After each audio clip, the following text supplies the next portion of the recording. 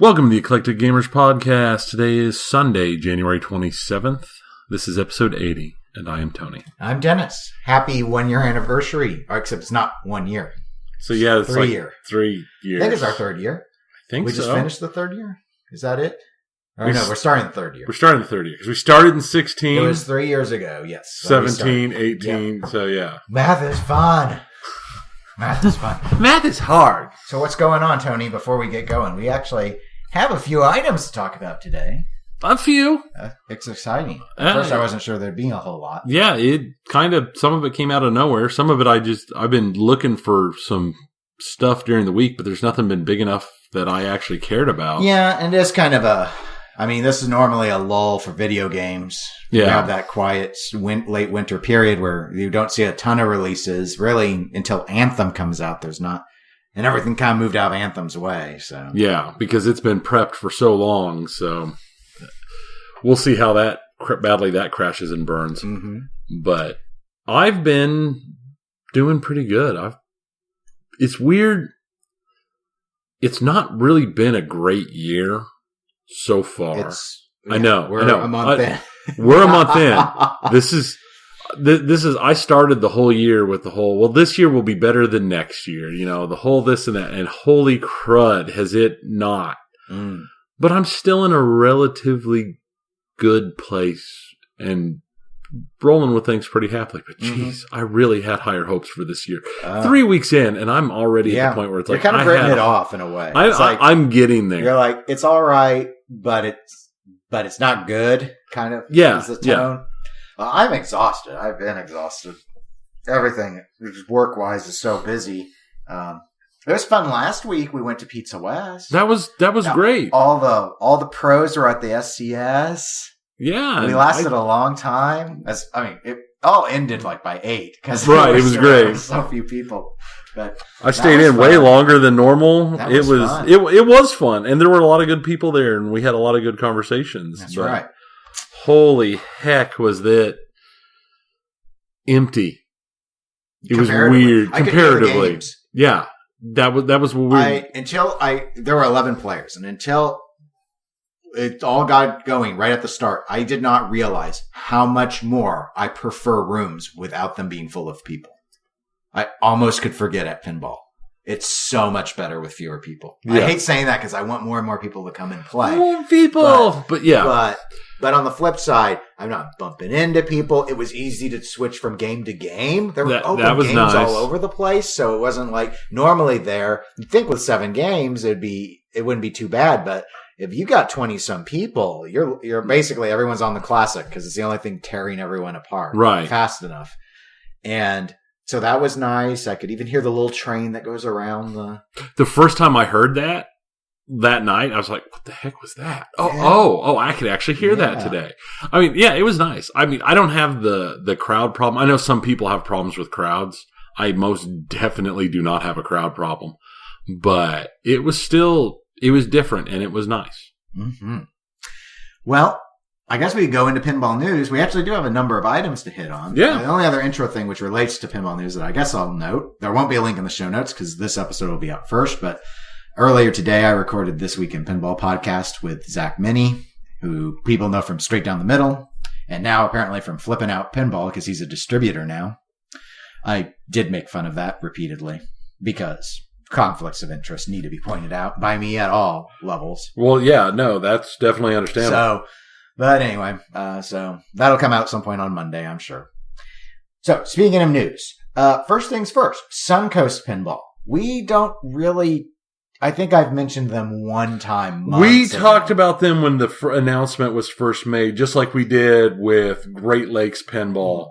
When they first made the announcement, we did a brief talk about it. And Great Lakes Pinball actually technically was in the news over the last couple of weeks. They revealed some art on their upcoming game, but I have no interest in talking about it, so I'm not. But Suncoast Pinball, also related to art, but, well, I mean, what am I going to do? Describe a drawing on air? Right, I mean, that's why I don't want to talk about it. It's obvious that they're not doing the game I said they should have put out. It's not the Wreck of the Edmund Fitzgerald. No, it wasn't. I bet that was their number 2, though. I bet that was. I mean, it's Great Lakes Pinball. It's got to be. You'd think, but I don't know. We live with a lot of disappointment in this hobby. Dirty Donny, known primarily for the hand-drawn art he did for Stern's Metallica. He's done a number of games since then, but a lot of people sort of identify Dirty Donny's work on Metallica as the start of the renaissance of hand-drawn art of a high caliber being used in pinball. Which is a wonderful, welcome thing. Yes. So, Suncoast Pinball, which is making a game called Cosmic Carnival, has hired Dirty Donny to do the art for that game. I have a link in the show notes to the article on this with This Week in Pinball because there's an entire interview with Suncoast Pinball. That's what the article is an interview with them and what they're thinking. I'm sure that will be, obviously that's a positive. Dirty Donny his Paps Can Crusher art is awesome. Yes. His Aerosmith art was awesome. People love Metallica. I guess it'll help them sell games. I say that because the Cosmic Carnival is the one where if you look at the layout, it's very symmetrical. Double ramps in the same spots. There's like a center stand up. And to me, I see that and I think that doesn't look very fun to shoot. And Dirty Donny ain't going to fix that. So right.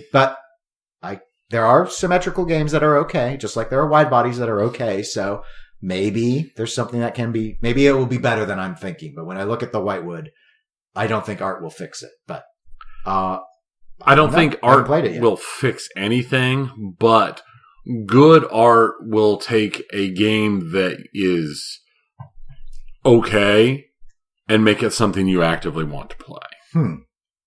I could see that, but that's about getting that first quarter in, I guess. Right. And after that. Right, that's why I'm saying a game that's okay as opposed right. to a game. If it's a game that has no actively good reasons to shoot it, then it doesn't matter how good the art is. I mean, it doesn't look like it will. Like, I look at the layout and it doesn't look to me like it will flow bad or anything. I just really question this very symmetrical look. It's very EM. It feels like, I mean, that's a good way to make sure that your flippers will both have the same amount of work to do. Yeah. And some people like that. Some people really like symmetrical games and symmetrical. It's a minority, though. It is. And it may be a market they want to cater to. Kind of like how Total Nuclear Annihilation was, in a way you could argue it was an attempt to cater to people who wanted that single level 80s style gameplay. And it may be successful like Total Nuclear Annihilation was. It depends on what their goals are. TNA's sale count is probably not successful from a Stern perspective. It's very successful from a Spooky's perspective. Right. For Suncoast, I have no idea. Are they wanting to sell 500 of these or 5,000? Well, considering it's going to depend upon the kind of money that they have involved and the kind of money they're expecting out. Yeah. So we'll have to wait and see, but it's pretty big news that Dirty Donny is getting back in the pinball design artwork field and with a different company this time. That they work on contract, so I'm not overly surprised about that. Just in a way, it's an upstart. And so he's given them a go. Which is good. I mean, I think that's better than a lot of the little startups that have come in where they're just rolling with anything they can put together, bringing in an artist. If they didn't bring in a high level designer, bringing in an artist gives them a good. It opens the door just a little bit for them. But one of the things that was noted in the interview is Suncoast does plan to have 2 machines ready in time for Texas. Really? Yes. Well, now I'm really looking forward to that. And they think that those 2 games will have the Dirty Donny artwork on it. So they're not going to be just whitewoods or stand-ins. What's the word I'm looking for? It's not stand-in. Filler. Prototype. Yeah. Filler. It's not going to have like filler. That's a good point because they have an in-house graphic designer, Nate Sutherland, I believe is his name. And he and the owner, I guess, were who came up with the Cosmic Carnival theme. Yeah. So I always assume they're going to use an in-house artist, but maybe he's going to be involved with like the display and stuff. Could be. It's a lot of different aspects. So, but anyway, so this will be fun because regardless of what I may stereotype the game at when I look at the Whitewood, I naturally want to try it. Right. And then we'll be able to review it after Texas because we're going. Yes. Yay, Texas. Speaking of yay, let's do a 180 on that. Well, it's yay for justice. John Trudeau.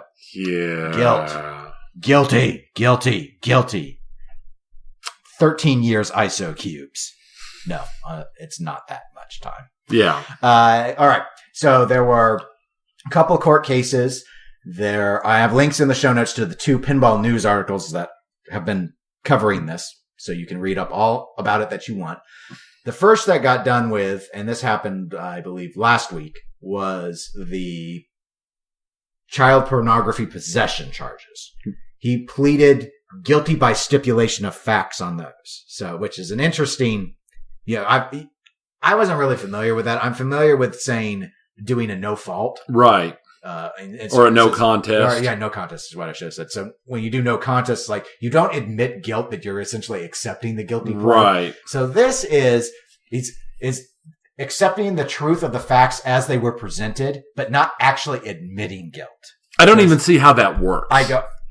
Functionally, it is guilt. Right. It's some weird lawyer thing that I don't know gives them some extra whatever. But the only thing I could think of is beyond.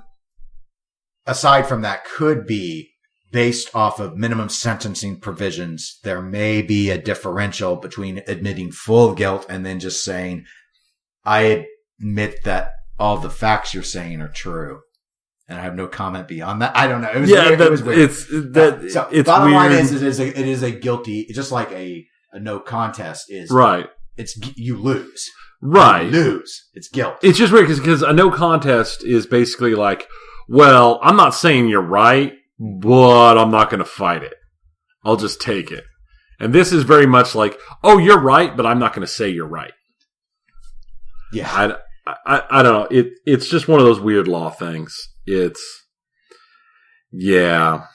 Well, as I do a quick searching here, it looks to me that guilty by stipulation of facts is essentially no contest. Maybe it's called different things in different jurisdictions. Yeah. But it's admitting to the facts of the case without admitting guilt. And it looks like in most of the cases I can tell, there's a general sense, though it's not always true, that if you do a no contest or a stipulation guilt, that might help you in a civil case. It seems to be more so in misdemeanors, though. Some of these charges are clearly felonies. Yeah. So, and in terms of being able to introduce them as facts. Anyway, it's too complicated. I'm not an attorney. So I'm guessing he was probably advised to do that if it was an option because it may give him some other protections later on. If anything else, if anyone comes after him civilly, that might be the case versus it actually influencing what his guilty plea got him in terms of time. Speaking of which, that was pretty limited. So he got a little bit of time. He's expected to be out by March 2020. So not a whole lot there. Yeah. The other aspect that was included with that time was in a separate hearing, he did plead guilty to abusing a child. But some of the charges associated in that set of the more serious ones were dismissed. He pled to the weakest charge. And so, anyway. Pretty standard kind of plea out thing that happens. Yeah, and I remember that one was, I think something that from the 90s that was brought up. And I'm imagining there's no statute of limitations on that sort of abuse. So that's why it was viable. And there was probably a witness would be my guess. But regardless, while he won't spend much time in prison, I highly doubt we'll ever see John Trudeau make another pinball game. Yeah. I don't know, though. People give lots of second chances in pinball. But maybe we finally reached the limit. Maybe we found what the limit is, but somebody will. I don't know. No. Anyway, we might not have to talk about this one anymore. That would be nice. Yeah. So let's talk about some other drama. Ben Heck drama. I would think I could avoid this. It's the drama episode. It's a drama llama episode. So it's not just the stuff from last week. Or the week before. There's newer stuff now too. There's a mix of things. It's not all drama in the negative sense. So, for example, let's open with a more optimistic thing. Online, I think it was on Twitter. Keith Johnson, or Kiefer, as some people call him, who is one of the programmers with Jersey Jack Pinball. He did the code on Pirates. He did the code on Hobbit. He and Ben were corresponding on social media, And Keith made some remarks to Ben that suggested that Jersey Jack Pinball might be willing to entertain bringing Ben on board at their shop. So, see, that's sort of drama, but in a possibly happy if you're a fan of Ben, either his code or his mechanical work. He's done a lot of mechanisms. That's what he's known for. Yeah, that's interesting. There's nothing wrong with that. That sounds like a very happy drama. Yeah. And then there's the less happy drama, the more what we think of as true drama. So there was talk as well coming from Ben about, he basically seemed to leak that the game he was working on that he left was supposed to originally be Evil Dead. And that license cost, some aspect of it was too high. Ben had commented in the past that he felt that Spooky should have just done an LE model as well and then used that additional upcharge to fund the additional license costs. As you may recall, Charlie Emery, who owns Spooky, indicated after Rob Zombie that they were moving to a one model approach and didn't want to do LEs. So obviously that runs counter to what Charlie's intents were.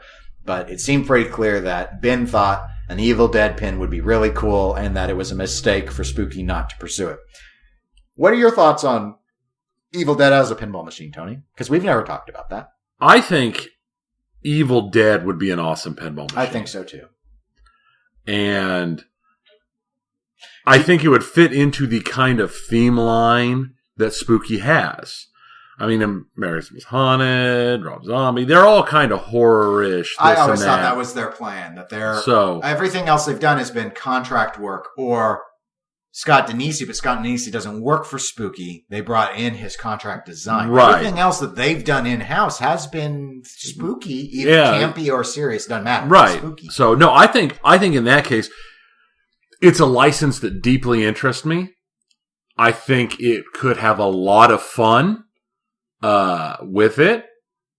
And, yeah, no, I can see where there could be a licensing cost issue. Do you agree with Ben that they should have done this instead of Alice Cooper? Interesting. Actually, I think I do.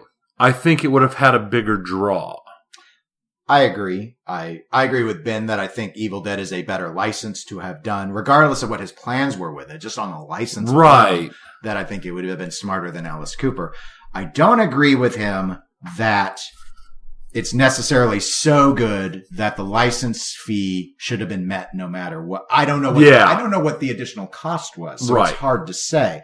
But telling the owner that you should just find a way to make it work makes you, I don't want it to get this I don't want it to be Beatles-fied where it's sort of like, what's $1 million? Right. But and again, you get a perfectly fun, more than perfectly fun, very enjoyable Beatles pinball machine, but the price is so high, I would never entertain buying one, even though it's a fun game, because there's so much of that license cost in that. You have to pay premium for a game that's a pro. Yeah. That's what you have to do. Right. So and that's definitely an issue. Anyway, Charlie Emery responded online, I think it was on Pinside, to Ben's comments. Charlie's always sort of stayed quiet about Ben's sort of taken pot shots from the sidelines for a long time now, criticizing everything with what happened with his game at Spooky, really. Right, and I can understand. The theme choice, the delays. I can, yes and no. Right, I'm not saying I agree with him, but I can understand why he would be upset over everything that happened. I can too. I don't know. It's weird. It's hard. Venting publicly is not a smart maneuver. It just makes him... I'm amazed Jersey Jack would entertain bringing in someone who's clearly shown a willingness to just rant about internal matters at a drop of a hat because he didn't like how everything went. That would be a concern of mine. Right. When I make a hiring decision, if I know someone has a reputation of not keeping things in-house, that's a problem for me. I don't work in pinball, but it's still a problem because you don't want drama about this sort of stuff getting out there. Secondly, while I do sympathize with the frustrations, it's like there are multiple ones at this point. The game being delayed. Okay, well, but Total Nuclear Annihilation was doing really well. From a business perspective, it's really hard to say. And I get that it probably stings that this outside designer came in and did something better than was ever done in-house. And you might take that personally. But the numbers don't lie. People wanted Total Nuclear Annihilation. Yeah. They wanted it more than anything else Spooky's done. Yeah, definitely. And still do. Yeah, that's definitely one of those situations where it's it's not a direct slight. It's not somebody sitting here saying, it's not like get business. Good noob. It's just, it's just business. It's like, there's so much demand for Total Nuclear Annihilation. Something has to be delayed. And how could you really delay Alice Cooper? It was further along. Right. So, I get why it's annoying, but they didn't fire him. They didn't make him leave. He chose to. And that was one of the things that Charlie commented on, was that Ben was constantly quitting. Always saying he was quitting. And then he finally actually really did quit. So now you've got the second, you've got the other side of the story. And the other side of the story is saying this is someone who, when they don't get their way, threatens to quit constantly. I've worked with people like that. So now it doesn't, I think it makes Ben look bad. Overall, I think he gets the short end of this because like he was the one complaining publicly. He becomes the gadfly, and then Charlie comes in and says it was worse behind the scenes, while still trying to say, we still want Ben to come back. We didn't want him to leave, but this stuff about him not being listened to, I offered him ownership in the company, and he turned it down because he was making more money doing other stuff. He kind of piled on, and Charlie kind of bit back. I think that terrier has teeth. I think it was already looking bad for Ben before Charlie came in, because he looked like, I don't want to go so far as to say he looked like a crybaby, but it was pretty close. He was mewling in public. Right. And here's the thing when it comes to leaks, in my view. If you want to reveal the behind-the-scenes stuff, it needs to be things that affect the customer, so they feel like you're protecting them. You have to come out like a whistleblower. Right. This isn't like a whistleblower. This is someone just showing the inside dynamics and how they felt slighted. But they've listed so many slights that it looks petty. It's not like I got cheated out of getting paid for a game or something. Right. He got paid for the game. He didn't have anything like that looked shady. Everything that he's complained about, if I had done the same work, I completely get why he's mad, but I would have kept my mouth shut about it. Right. Because it doesn't do any good because what if you wanted to go back later? Maybe, burn that bridge. I think so. Charlie's still suggesting. I thought that was the weirdest part in Charlie's response. Is still suggesting that they're willing for Ben to come back. I was Charlie. I'm like, dude, no way. I think that's just being nice. Yeah, but it's so nice that it almost comes across as fake to me because I don't believe it. Right. That's what I mean. I think he was just saying that to be nice. This many months and this public, it's like it felt fake. It felt fake nice, which is worse than just being mean. Yeah. No one likes plastic nicety. This ain't Barbie girl. Slightly related, but this item will be in the upcoming This Week in Pinball. Ben also has made some remarks regarding that he had been working on a Monty Python and the Holy Grail design. I guess the issue there was a licensing deal couldn't be secured because one of the original, like everyone in Monty Python has to agree on things, and I guess one of them has dementia at this point, so nothing's really moving forward with that. But that he would have had a Black Knight as the main toy. And the way he was coming up with the design is it would use a series of motors and it would basically rip the limbs off of the Black Knight as he got hit. So I thought I'd ask you, what would you think of a Monty Python and the Holy Grail pinball machine as a theme? I think it'd be really good. And I think that mech seems like an obvious mech. Obviously it would be cool. It seems like an obvious thing to put in there. That and the bunny and the bridge and stuff like that. I don't know if the Black Knight has to be the main thing. There were a lot of iconic elements. I know everyone likes to quote him, but people like to quote the knights who say knee all the time. The rabbit is always what I think of personally. Things with sparrows being laden and all that. There are a lot. There's so much. There's so much. I think there's a lot you could do with the theme. I don't think it's a smart theme from a selling standpoint. It's a cult classic movie. I don't know how broad its popularity is in the pinball. I don't know how the Venn diagram stacks. Now, I know a lot of people who don't like Monty Python. A lot of Americans don't like that humor. Right, but how do you think it would stack up with the whole nostalgia play type thing compared to, say, Monsters? I have not. Monsters is probably smarter because it was in syndication everywhere. Even though Monsters means nothing to me, and I'd rather have a Holy Grail pinball machine. I think it's got a lot of potential. It's so polarizing. I don't know anyone who hates Monsters. I know a lot of people who don't know it. Right. There are people who do not like Monty Python. They don't think they're funny. I know some people who like that. Now, most of the people I hung out with liked Monty Python. It was you almost had to prove that you were, an intellectual humorist. I know people who don't like Monty Python who do like Holy Grail. They say it's the only thing they like. I just don't know if they care about it enough for it. Like, when was the last time you rewatched it? I haven't seen it in years. 4 months ago? 5 months ago? It might be ideal for you. I don't think most people rewatch it often. I don't think they do with Monsters either. But I'm on record that I think Monsters is a terrible theme choice. I rewatched it last year, middle of last year, but that was the first time I'd rewatched it in a couple of years. On the other hand, at one point in time, I used to watch it every month or two. I just think to me, it's a cult classic, and cult classics, those seem, from a sales standpoint, those could be gambles. This is where things like Big Trouble in Little China come up. Right. I love Big Trouble in Little China. I've seen it more than I've seen Monty Python and the Holy Grail. I own Big Trouble in Little China. But I don't know if it has the sales chops, even though I like it. See, that's what was smart about Ghostbusters. Everyone loved Ghostbusters. It wasn't a cult classic. It was a hit. Right. And that's a very valid point. What would be a cult classic that was a cult classic while still being big enough to make a valid play?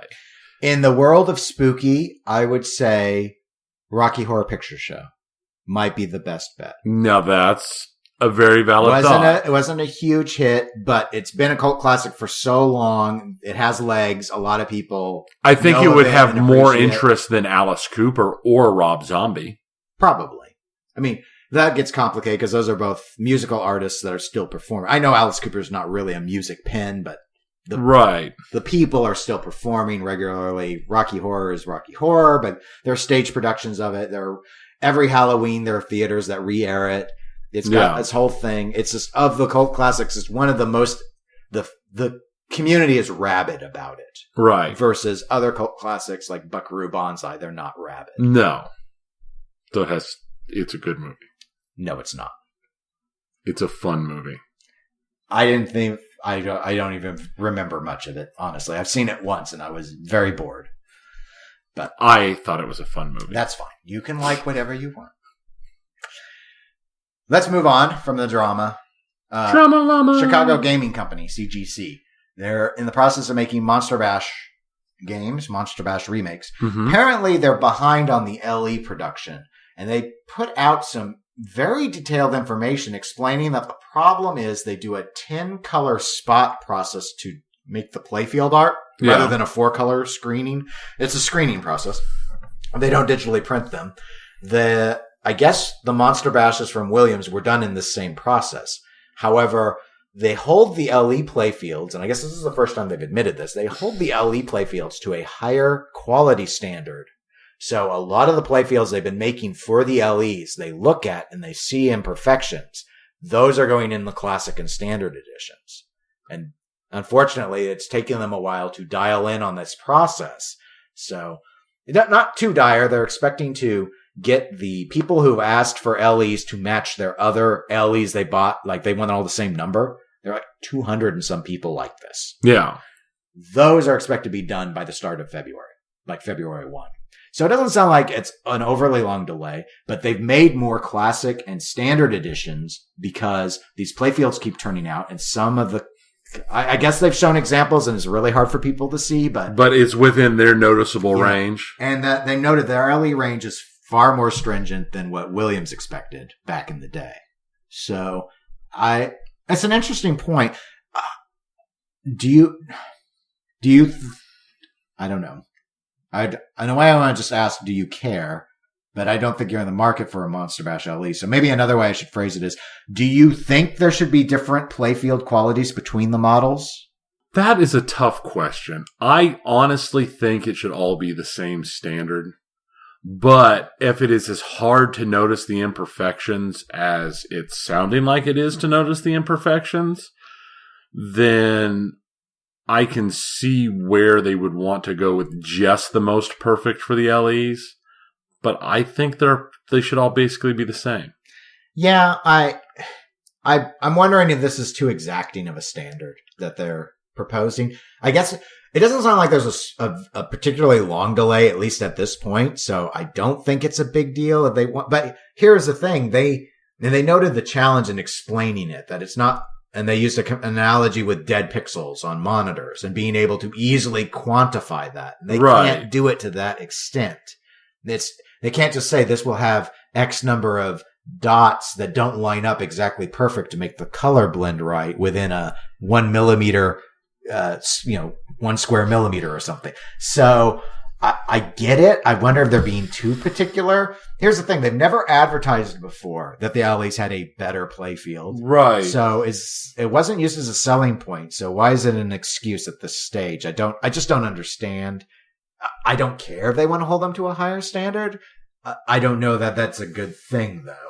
Well, good or bad. I just think, is that something that they did with AFM, but because of the different process, it wasn't an issue that came up? I've wondered if this being so sensitive on the LEs in particular is because there were those AFMs where there was that one color that looked like it didn't mix right and it was wrong everywhere and people were really mad about it. I wonder if this is almost a visceral response to trying to avoid that with their LE buyers, because they overcorrected almost. And again, if they can meet that standard and put it, I don't know. They noted that you have more consistency with digital printing. And they talked about how a lot of other companies are digital printing in a 4-color process. And people will hear this on repeat if they listen to This Week in Pinball, but one of the things I wondered, and I have no idea if this works or not, is if they're doing this 10-color process, could you not have a digital printing process that used 10 colors instead of 4 and solve the problem? In my mind, this sounds expensive, but that's what I was getting ready to say. That sounds like a specialty piece of equipment.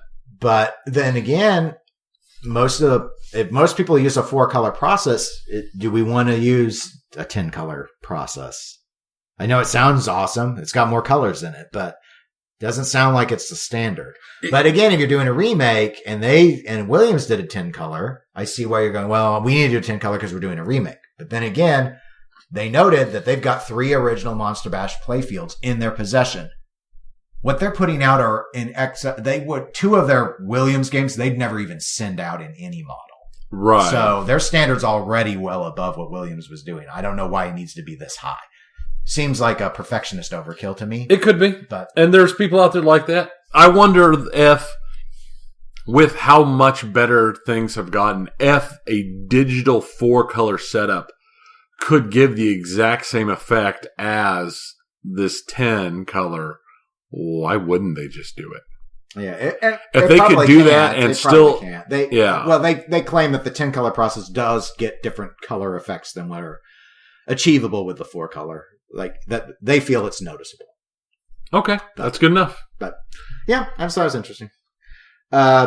Final little piece of news. It's not really news, but interesting nonetheless. Obviously, rumors. I've been hearing rumors on Stern for a while about a Jaws. So it's been forever. Superman, based off of the 1978 film.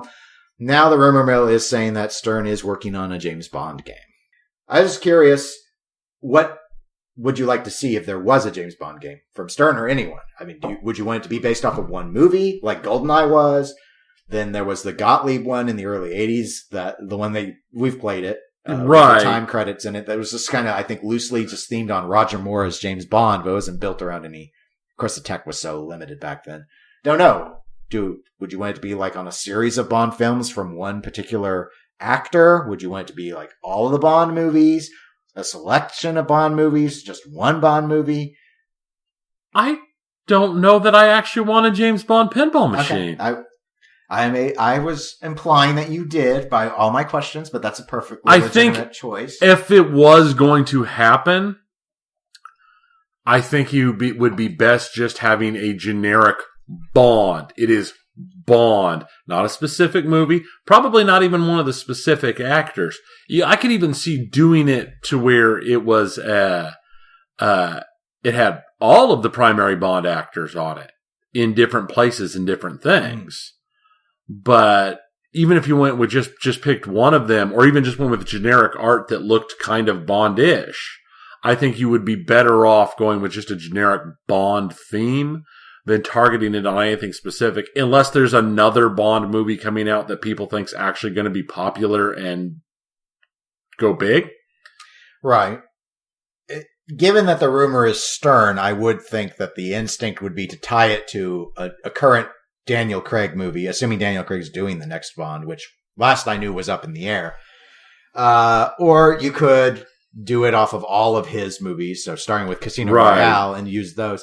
But if you're going for the Ghostbuster style, going for the classic, just fans of Bond, I would probably do it on one. I'd probably go back and say, can we do Goldfinger? Is Goldfinger the one you would choose?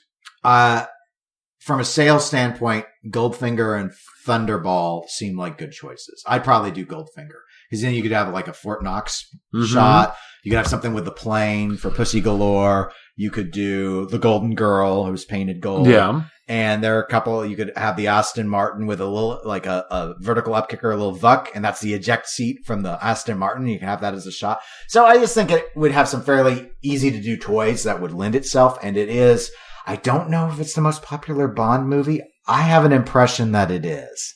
And so I think it's a strong one. See, Thunderball gets interesting because, what was that one?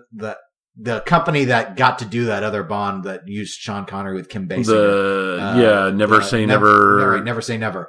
That's just Thunderball redone. Right. So Thunderball might actually have more overall eyes if you factor both of those in, but Goldfinger, it's so iconic. The car's iconic.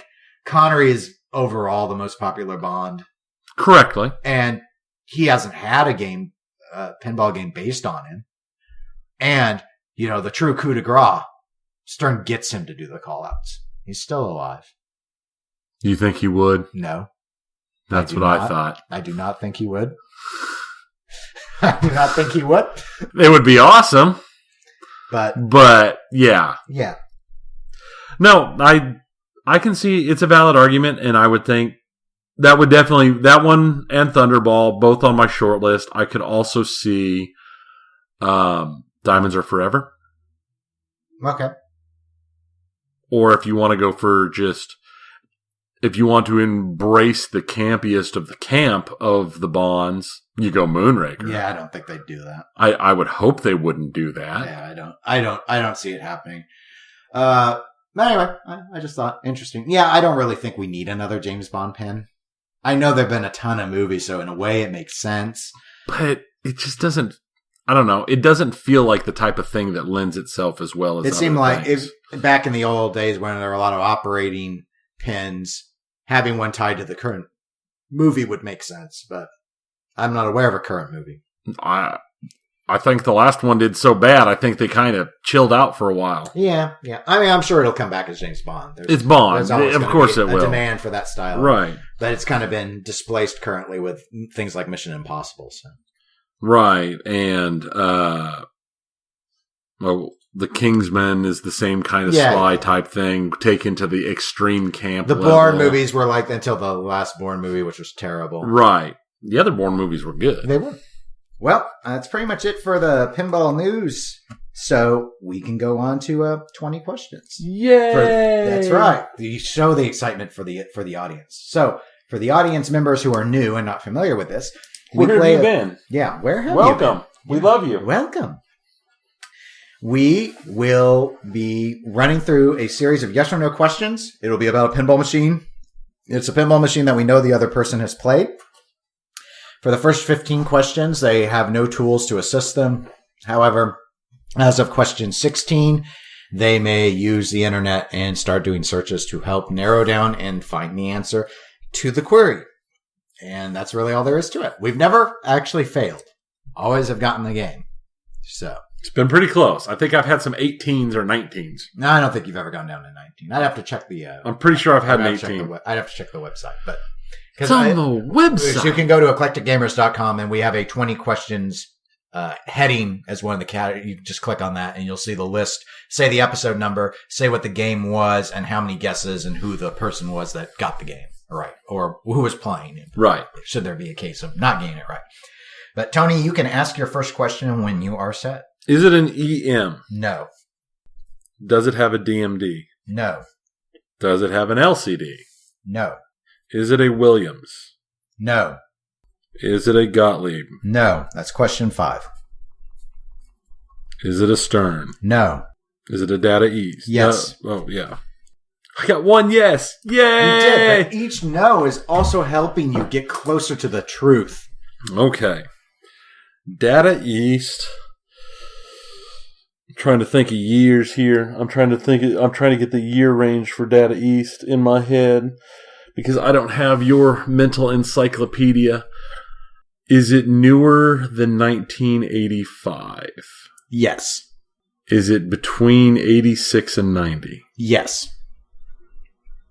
Look at all those yeses. 87 and 89. In between those years inclusive? Yes. Inclusive. Yes. That's question 10. 89? No. 87? Yes. That was a couple wasted questions, but it narrows it down. 1987, Data East. See, this is where I'm running into the problem because all the Data Easts I'm thinking of are too new. Mm-hmm. Is it sports themed? No. Is it a movie license? No. That's too new. Is it sci-fi themed? Yes. That's question 15. Jeez, I am doing bad. Last time I got it real good. Not asking a question as part of the question, but is this full on going to be one of these ones where I'm just going to want to bash my head against the... Yes. Okay. Now we could have an issue here. We could definitely have an issue here. Mm. I've never actually played it. You guys had a multiplayer game going and then it broke and I was doing something else. No, you played it. I did play it? I remember playing the other one. But, I mean, it's obviously Laser War. Mm-hmm. Because that's the only 87 Data East. Yeah, I seem to remember you actually going up and using the flippers on it. Maybe it broke while we were playing it. Yeah, it had a... That's the one where the flipper came loose on you. Maybe? Right. Is that what it was? I think so. I think it was while you were playing it. Right. Because I think that was the only time I ever actually played. Interesting. I ever actually played that tried one. It before or after that point. I didn't remember for sure, but... Because I know the last couple times we've been over there, yeah, I just think the only time I played it was that one time right after he got it. Well, I didn't say you finished your game. Yeah. Interesting. You need to put more time on it then. I need to put more time on it. Yeah, no, because I want to say the last time I was over there and played pinball, all I played was the other one. And then dinner was ready. Okay. I'm not positive of that. Well, I remember you playing it. That's yeah. all but I didn't remember how many times. Excuse me. I remember it breaking. So you're right. I did play it. Well, I don't remember what the issue was on you because it had a switch issue which got fixed. It had an issue where it was putting two balls in the eject lane, but I don't think that was with you. It wasn't that. I think it was a case where the flipper, I think the contacts needed to be filed a little more. And so what happened was it didn't actually come loose, but I think it just wasn't flipping right. And because I think you drained because of it, and you're like, "Oh, that flipper didn't respond right," and then it happened for someone else. On the and then it got shut down, as I recall. Okay, well then maybe I was wrong about you kicking yourself because you may feel that you didn't have enough time. That was no. I still kick myself. This should have been obvious. I don't know. Especially since it's like the only 87 Data East. Well, yeah, but I mean, it was their first game. Because I want to double check real quick. Was I even close on that one of being the correct year? It was a Data East. Okay, that works. And it was close. Which game were you thinking of? Time Machine. I thought about that one. Yeah. I knew you played that one as well. I also couldn't remember how many times you played it, but I know you played it at least once. Yeah. Yeah, no. I was... that's the one that kept coming into my head, but it's like, I thought it was newer than that. I thought it was... And it was an 88. I thought it was newer than an 88. Oh. So... Because I was thinking it was like 90. So... No, that's not that far from 88. No, it's not far. I just... When you're trying to figure things out in your head, that it is one of those things that kind of sticks. Mm-hmm. So... Would you like to flip it?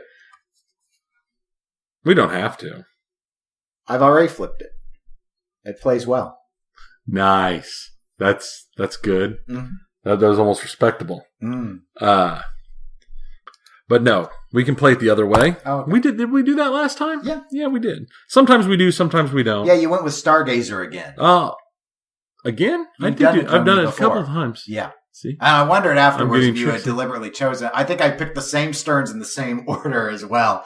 Once I, no, last time was the one where because you told me it was an alphanumeric display. Oh, that's right. Yeah.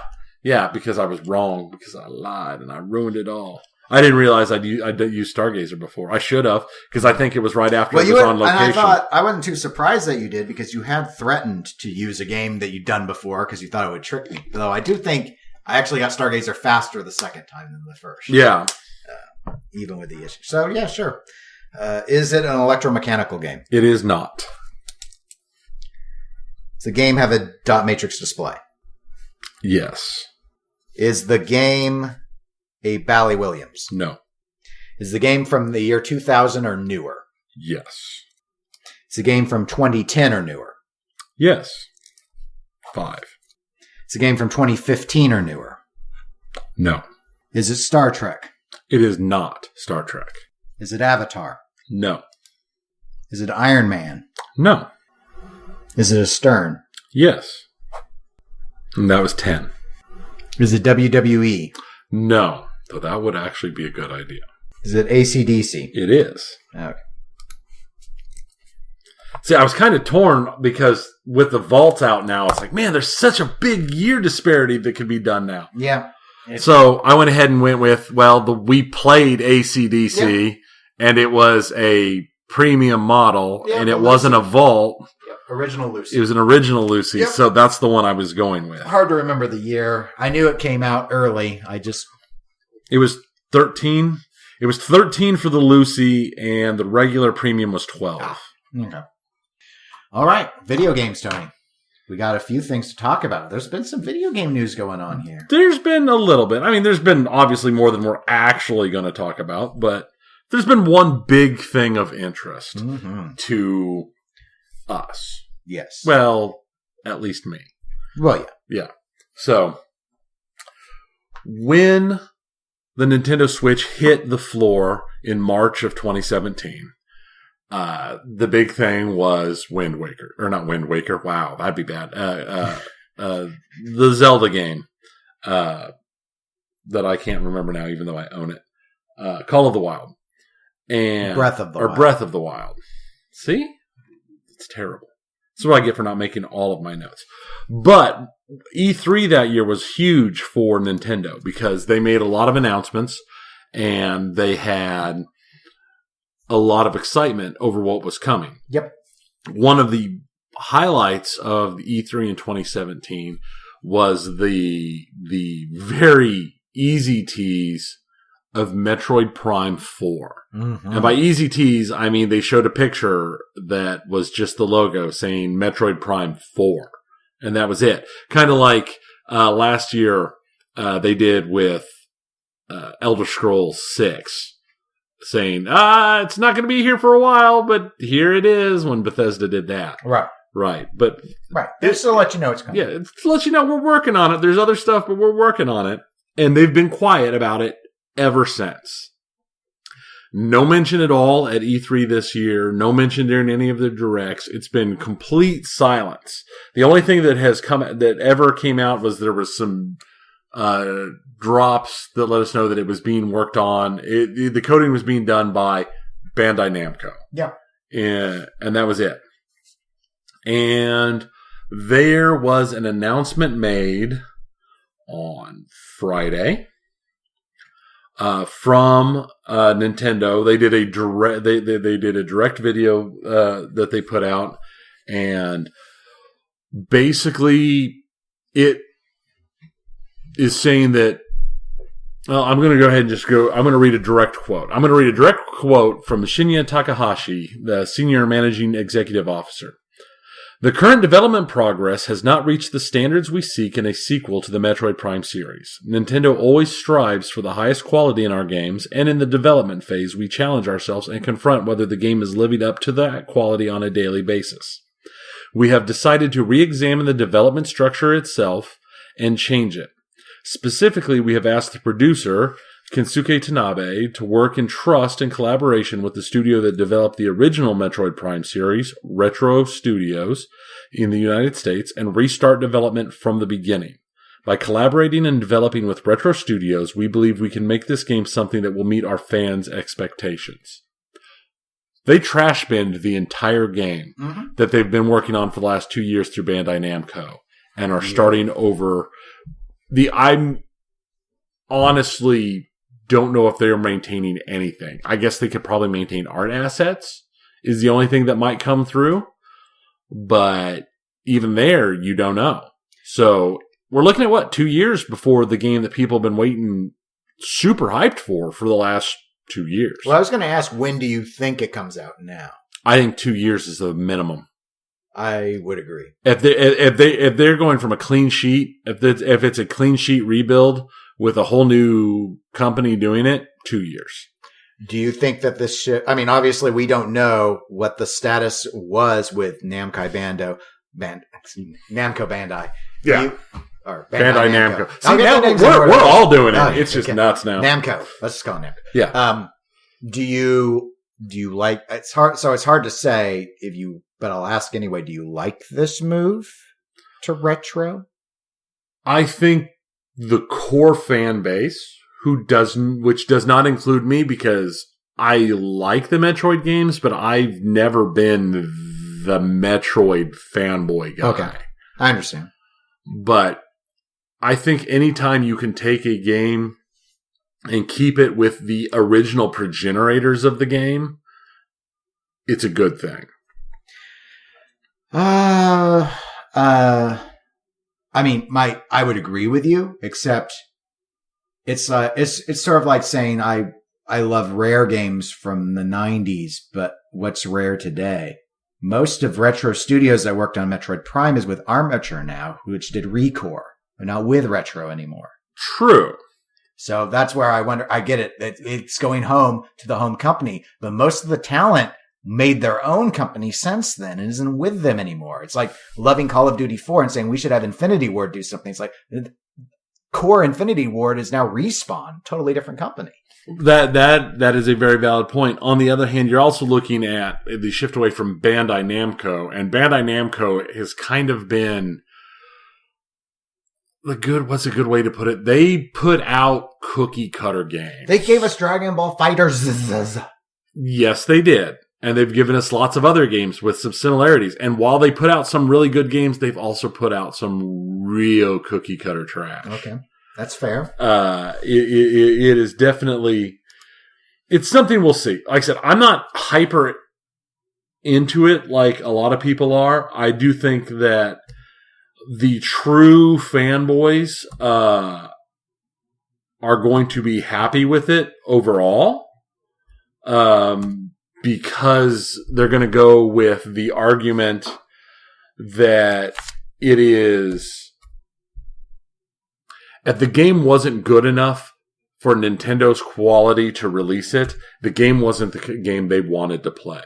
I think and they're willing to wait. It's a fair critique. It is a fair critique, yeah. I think a lot. I don't know. It's been so long since a Metroid Prime game, and a lot of people weren't big fans of Metroid Other M, at least in terms of the storytelling. So It's been a long time since a good Metroid game. So some people will probably also be willing to ask. I mean, overall, I think this is the right move for Nintendo because they clearly weren't happy with what Namco was doing. But on the flip side, why did it take you 2 years to reach this point? Why couldn't you tell a year ago that this wasn't going how you wanted? That's a valid question. And you've got the same producer, Kensuke Tanabe, is still, I guess, still producing it. Right, and he's been involved with the production of all but the very first Metroid Prime game. So I don't know if he saw something where he thought they were going to be able to fix it, and they just couldn't fast enough. And overall, I agree with you. I think most of the hardcore fans will probably say this is for the best. Some of the more casual, but people who are really looking for Metroid, how late is that going to be in the Switch life cycle? I don't know. I know Switch isn't on the same cycle as, and 2 years out, everyone's in agreement that Sony and Microsoft have new consoles in 2 years. Right, but here's the thing is they've got new consoles in 2 years, but the Switch has only been out for 2 years. Yes. And there were announcements made very recently that there are no current plans to do either a hardware upgrade to the Switch or a price reduction to the Switch. They like what the Switch is doing. They like the position the Switch is in, and they're planning to leave it alone for at least this year and probably next year. Okay. Well, their sales numbers are such, as we just recently learned. Yeah. I mean, they're the best-selling console out there at this time. Play, yeah. So with the other two coming to the end of their cycles, that's not a surprise. And especially given its price point's not overly aggressive either. It's not an overly expensive system. So no, it's not at all. So its price point for its regular system is not far from where the basic systems, the basic cheaper versions of the systems for the other consoles were until just recently. So what core awesome name brand Nintendo titles are coming out in 2019? Because this is the one I knew of. Well, supposedly Animal Crossing. Okay. Which will be enough to sell 5 million Switches by itself. Sure. I mean, that is...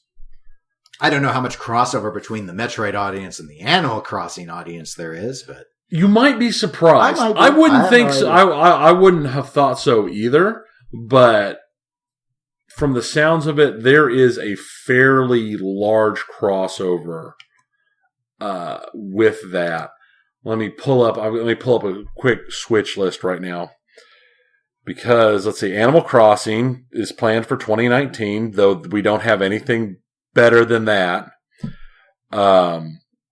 Another TBA. Now, this one is not Switch exclusive, but Koji Iragashi, who did Castlevania, a developer for Castlevania, has a project coming out called Bloodstained Ritual of the Night. It's on everything. Okay. Well, I don't think that's a Switch mover. It's on everything. Right. There is a heavy mecha game coming out sometime in 2019 that's being put out by Kenichiro Tsukuda, the main producer of the Armored Core games from the PS2 era, which are huge games. I know people who still own PS2s to play those Armored Core games. And so that will probably be pretty big. It's called Daemon X Machina. That's for everything. The remasters of the Final Fantasies are due this year. I'm sure those will be fine. A new Fire Emblem game's coming out, which I'm sure will interest some people. Surprisingly, largely from what I've seen, Luigi's Mansion 3. Apparently the Luigi's Mansion games, which I've never paid any attention to, actually have a pretty good sized following. So that could be an interesting release. We'll see. Another port. Now supposedly a full-scale Pokemon game. Okay. Yeah, that would be pretty big. If it happens in 19, it's going to be just before Christmas, I'm sure. And it will be enormous. Because that's the kind of thing all the Pokemon people have been wanting, is a full-up mainline console-style Pokemon game. Yeah. Because they've never put one of the mainline Pokemon-style games out on any of their consoles. They've always done other things. So, yeah, everything else that's huge is showing as beyond 2019. Because there's a Pikmin game coming, Pikmin 4's coming. There's a special Switch version of Dragon Quest XI. There's Bayonetta 3, but they're all past 19, so we'll see. It's going to be Pokemon and Animal Crossing this year. That's what it's going to be. And here's the thing. While there have been no announcements, we're 2 years out from launch, which means we're 2 years out from Zelda, which would, in my opinion, mean we could start expecting another Zelda game as early as 20. Okay. I could be wrong, but it wouldn't surprise me to see another Zelda game as early as 20. A 3-year production time wouldn't be outlandish. No, I mean, especially compared to other games' development cycles. Yeah. Sometimes Nintendo seems a little slower, but they do put out a lot of Zelda games versus some of the other. Right. It seems to be it seems to be. It is their big driving force. All right. So well, they'll probably be all right then. Oh, yeah, I have no doubts the Switch will be fine for at least one more year. Other than that, the only major things I want to do are little tiny update things. Okay. One of them's not even in the notes. It's so minor. The season 16 for Diablo 3 has started. Oh, okay. For people who like to do the seasonal journey stuff. I've been playing around with it some. We spoke last episode about the Distant Worlds 2 expedition in Elite Dangerous. It has launched, as we saw. It launched the day that we recorded our last episode, actually. And they did a rolled launch out of their. So they did it by window. So Europe launched all at the same time. The Americas launched all at the same time. The Oceania launched all at the same time. And so, not a surprise, they crashed the servers. Too many people. But they only crashed the servers with a European launch. Oh, no one cares then. They got everything else back online, and they got the servers up and buffered up enough that the other 2 launches were fine. Okay.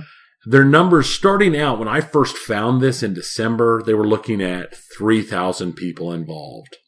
The current expedition number's 13,000 people involved.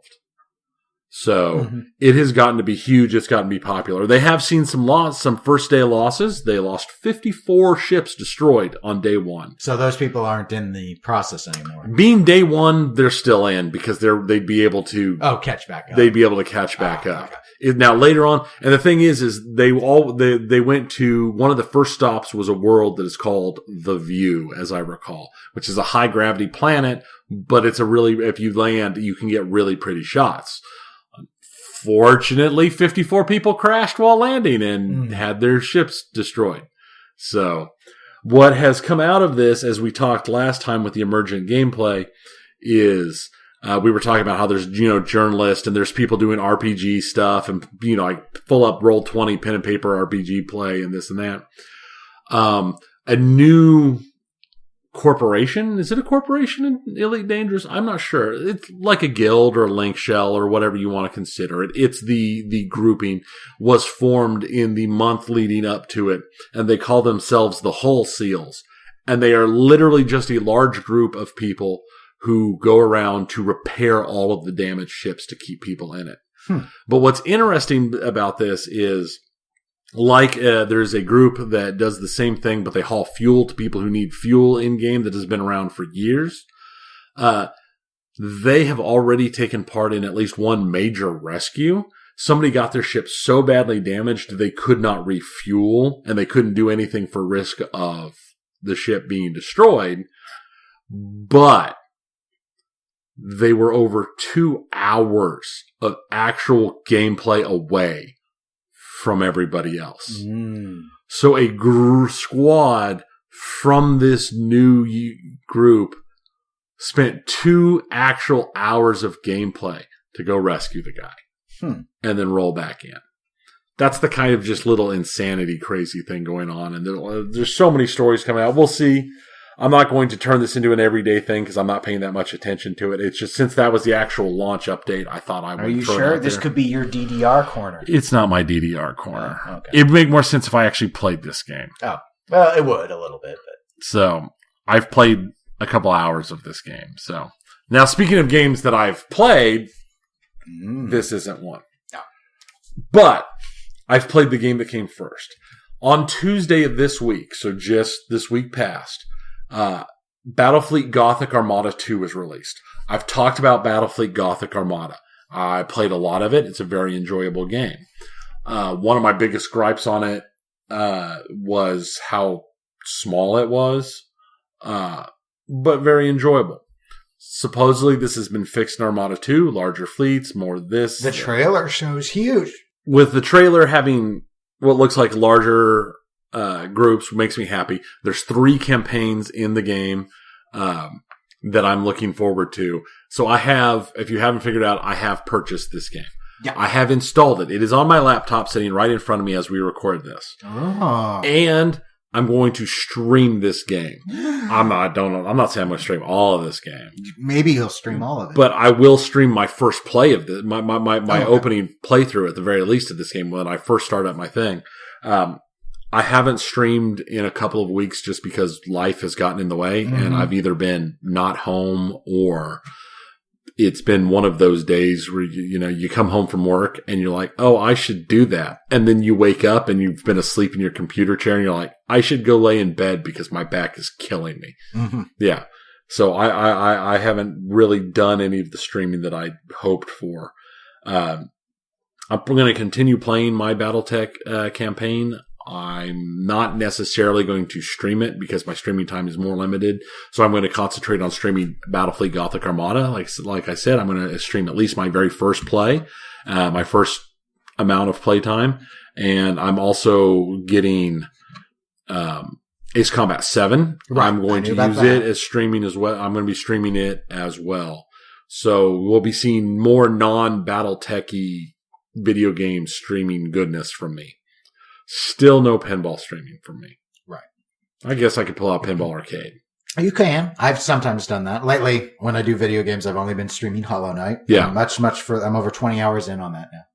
And then I've watched that speed run. You should have. I know. 20 hours in, you should have beaten this game like 9 times. Bosses. I'm doing the optional bosses. Oh, okay. Different, totally different strategy.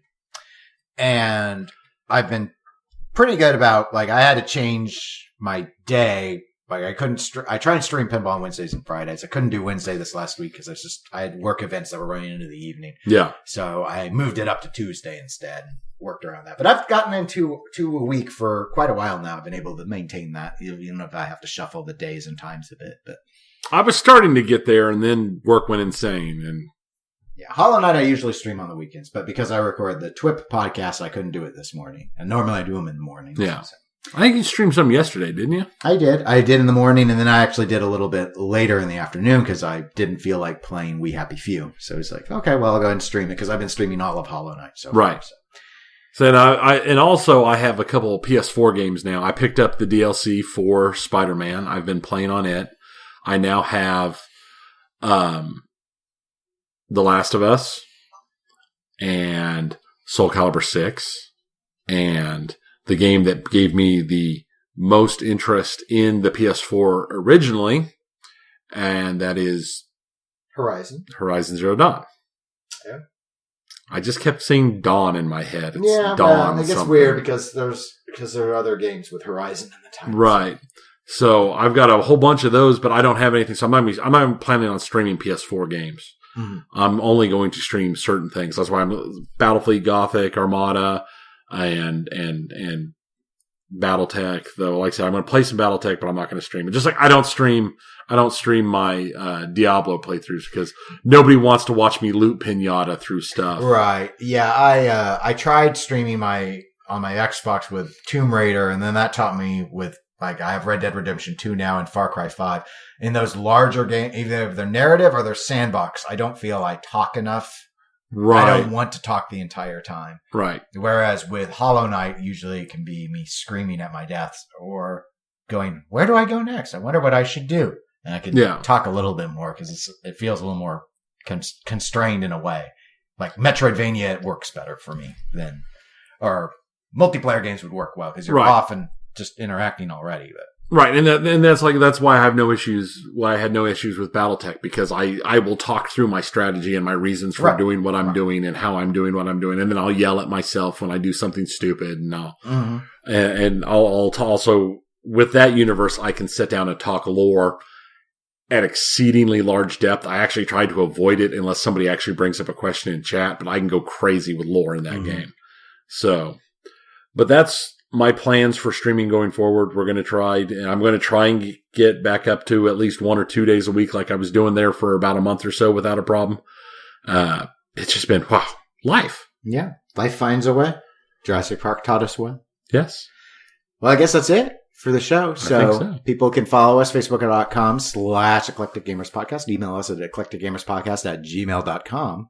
We're on Twitter and Instagram and Twitch as eclectic_gamers. And we'll be back in 2 weeks. Until then, I'm Dennis. I'm Tony. Peace out. Peace.